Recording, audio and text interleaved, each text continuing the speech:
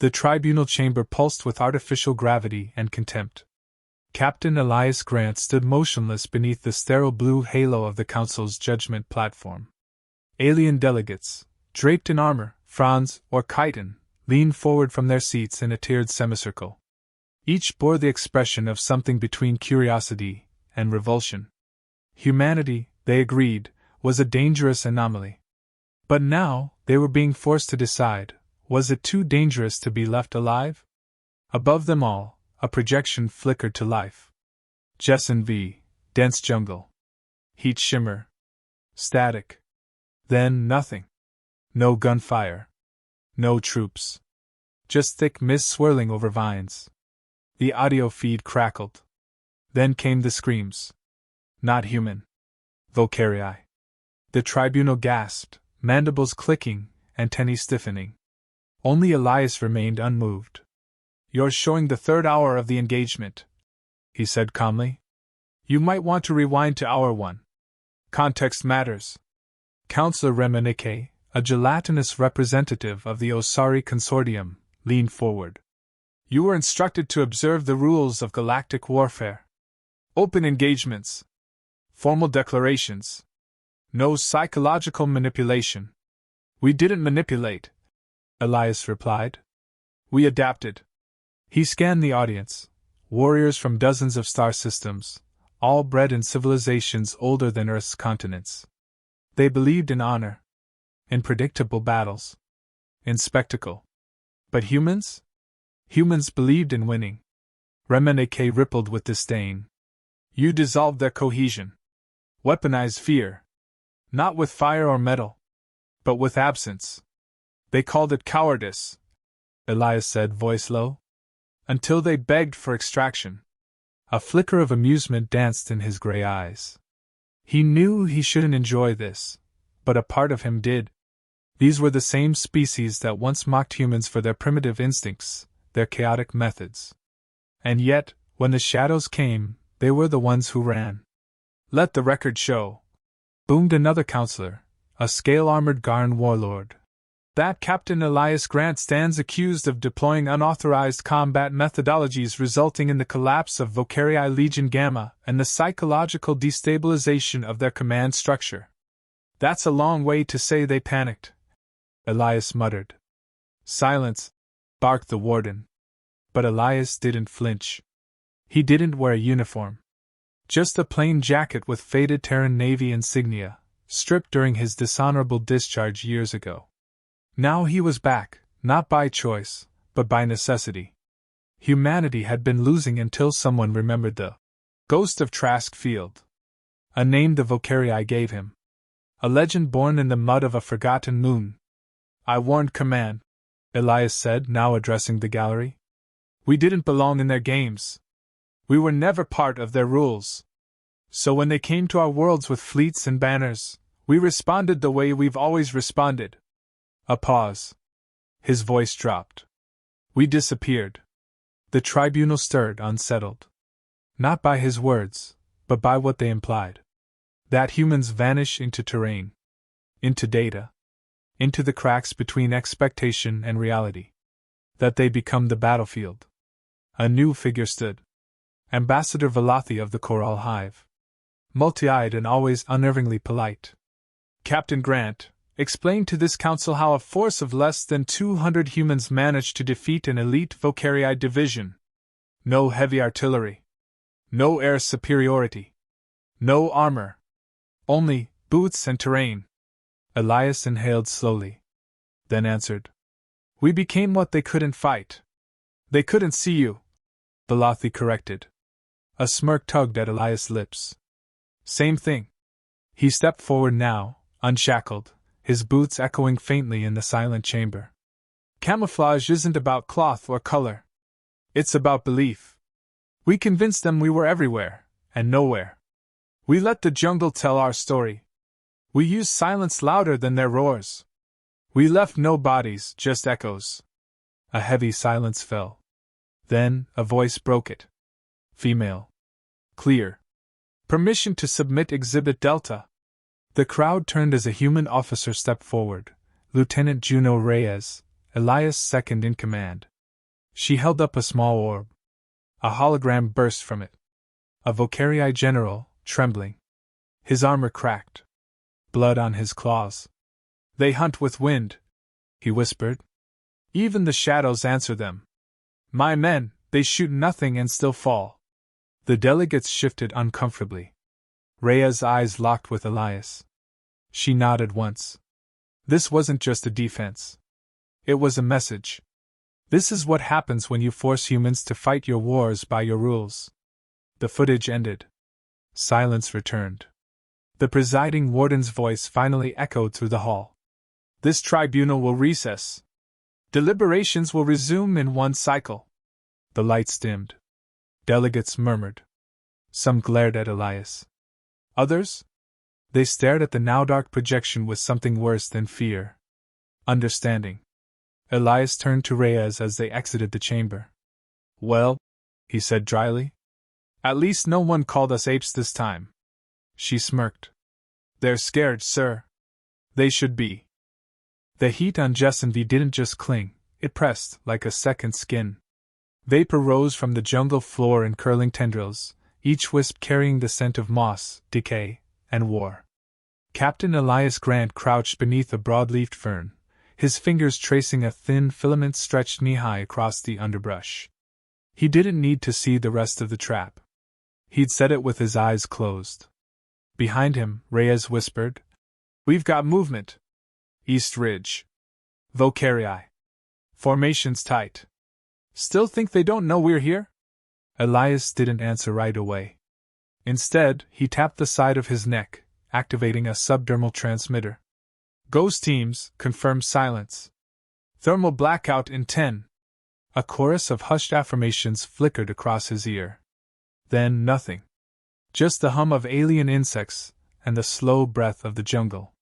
Let them think they found us, he muttered to Reyes, brushing aside a leaf. That's the trap. From above, drones might have seen nothing but trees, endless, writhing green. But within the canopy, humans had become shadows. Painted skin. Mud-caked gear. No active power signatures. Their technology was dormant. Their minds were sharp. What they lacked in numbers, they made up for in patience. The Vocarii crashed through the foliage with their usual arrogance. 8-foot warriors in exoplated harnesses, powered gauntlets hissing with energy, and banners flapping behind their backs. One even roared. Elias smiled faintly. They still don't understand the terrain, Reyes whispered. They don't understand us, Elias replied. And that's worse. He tapped twice on his rifle, not to ready it, but to send a signal through vibration. 4 clicks returned from different quadrants. Trap set. Eyes on. Predators waiting. It had taken 2 weeks to prepare the battlefield. The humans had mapped every inch, learned the rhythms of the local fauna, tuned themselves to the planet's pulse. When the Vocarii landed, they walked into a dance already choreographed. Across the clearing, a young private named Dax watched the enemy through a slit in a rotted stump. Sweat beaded at his temple.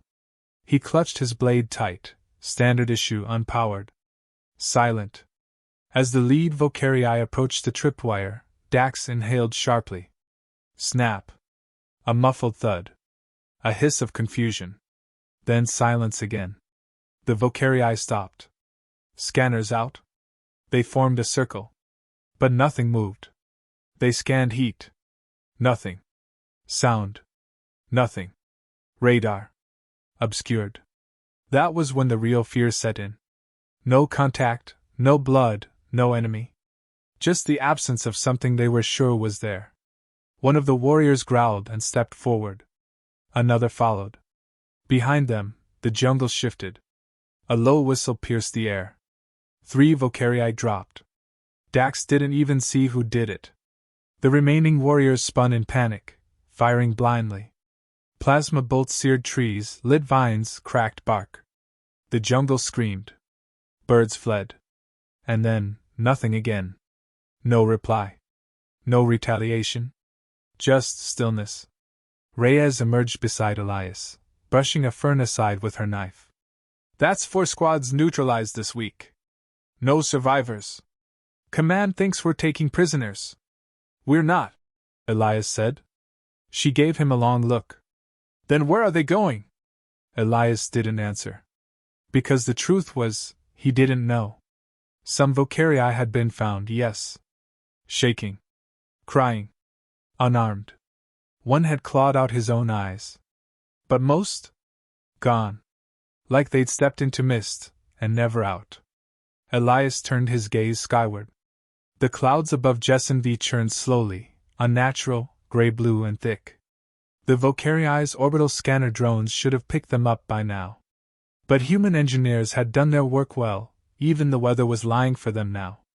We keep pressure light, he said. Scare them, scatter them. Don't overcommit. Reyes exhaled. We're already ghosts. How much lighter can we be? That night, they returned to the outpost, a camouflaged bunker built into the roots of an enormous selwood tree. The soldiers inside were quiet. Not from fear, from focus. These weren't shock troops. They were thinkers. Artists in the art of not being seen. Elias walked past one operative tying thin razor wire between two moss-covered boulders. Another was sketching Vocarii silhouettes in a notebook, calculating likely panic reactions. A third had carved the word "Beol" into a Vocarii helmet, then left it at a known path to be found. Psychological warfare wasn't about brutality. It was about intimacy. Knowing what unsettled your enemy, and letting it whisper to them in their sleep. In the command alcove, Reyes brought up the intercepted transmission. Vocarii command. We do not fear humans. Their weapons are primitive. Vocarii field officer. But their absence is everywhere. That line hung in the air like smoke. Elias Saturday. Prep a message for the tribunal. They'll be watching. What do we tell them? Reyes asked. He stared at the playback. Listened to the panic in the alien's voice. Remembered the jungle. That we warned them, he said. The jungle didn't scream. It remembered. Even after the last human boot vanished into the undergrowth, the silence remained, heavy, accusatory. Commander Vorik stood in the clearing like a monument to failure, his once pristine armor now smeared with pollen, resin, and shame. His warriors huddled close, forming tight circles they once mocked lesser species for. But there were no cheers now. No chance. Only darting eyes and clenched jaws. Above them, unmoving in the mist, a captured human floated, suspended in a Vocarii restraint rig. He wasn't struggling. He was smiling. The war beast Sukanear, a 10-foot monstrosity bred for pure aggression, loomed near the prisoner. Its massive jaw flexed with anticipation. Vorik barked a warning. No feeding. We questioned first. Sukanear snorted. They're animals. Animals don't answer questions. This one will. Vorik muttered, stepping forward. The human, lean, scarred, and barely 20, met his gaze with unnerving calm. You think this is over? He said. You still don't get it. I'm just a signal flare. Vorik hissed. Where is your commander? Where is Elias Grant? The young man leaned forward slightly in his bonds. Closer than your heartbeat. And then, his body vanished. The rig dangled empty. No explosion. No signal disruption. Just nothing. For one awful moment, no one moved. Then a scream. Not from the humans. From Zukanear. Blood sprayed into the mist as the beast swung wildly, clawing at its own back. He spun in a rage, but hit only air. Warriors scrambled backward, firing into trees, the ground, even at each other. Vorik stared in horror. He hadn't seen a weapon. Hadn't heard a step. Only the whisper. You're already dead. Far above, in a treetop perch camouflaged by thermal-disrupting moss and pulse-dampening foil, Reyes exhaled. Extraction complete. Distraction worked. Status of the decoy? Elias asked over the comm. She hesitated. Tranquilized before entry. Volunteer. Said he owed you? Something about Trask. Elias went silent. Then, damn fool. He'll be remembered. Reyes watched the chaos below. They're unraveling. You were right. Fear doesn't need a kill count, just a rhythm. Elias' voice was quieter now. It's not about fear, Juno.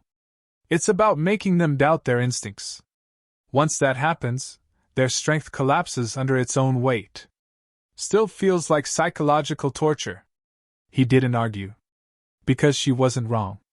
Inside the human command cave, a modified exomining chamber tucked into the cliffs of Jessen V, Elias studied a rotating hologram.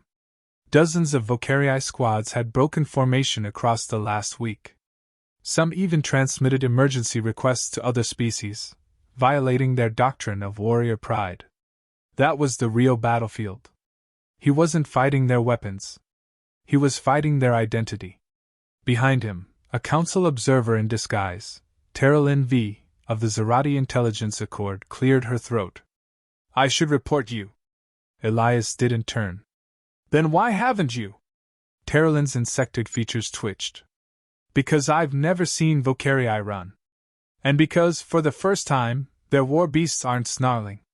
They're praying. That's a human word. Then maybe we're catching. Night fell fast in the Jessen canopy. Vorik paced alone, his warriors too afraid to follow him. Their encampment was full of unnatural shadows now, shaped like men, but never moving. They flickered at the edges of light, just for a second. Some blamed the trees. Others whispered of cloaked gods. He slammed his fist into the dirt and activated his calm. To all units, enact Protocol Kayar. We purge this world with fire. I want everything burned. His officers hesitated. One spoke. That violates Council Code. I am the code. Vorik roared. Torch it all. The order went through. Flames spread. Branches popped. Roots sizzled. But smoke revealed something else. Nothing was there. Not bodies. Not footprints. Not one trace of human habitation. Only those damned messages, carved into bark, etched on stones, burned into the soil. Shadows don't bleed. Back in the cave, Elias watched the fire's progress on satellite feeds. Reyes entered, armor dripping with jungle dew. He's burning the entire southern ridge. Scorched half his own forward base. Elias nodded slowly. They're scared enough to destroy themselves. That means we're close. Reyes crossed her arms. Close to what? Breaking the myth. She frowned. What myth? That they're untouchable. Far above Jessen's surface, aboard a council frigate cloaked in high orbit, the recording played again.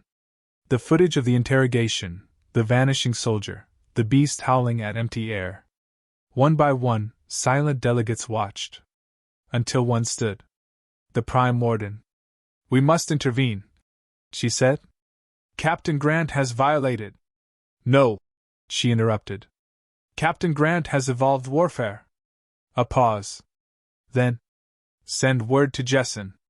I will arrive in one rotation. This ends now. Her eyes narrowed. If it does not, the galaxy will no longer mock the humans. It will fear them. They expected resistance. They found emptiness.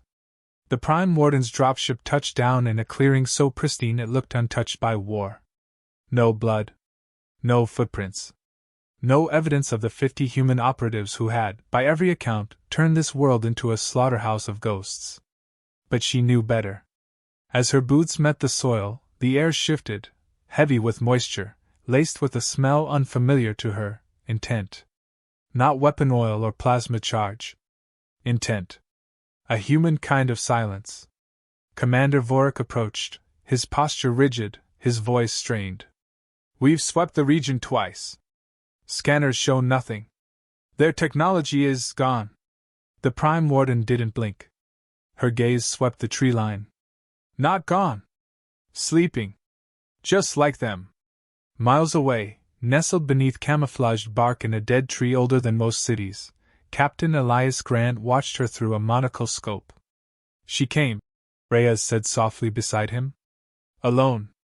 Elias adjusted the focus. No, she brought a message. She is the message. She wants us to stop.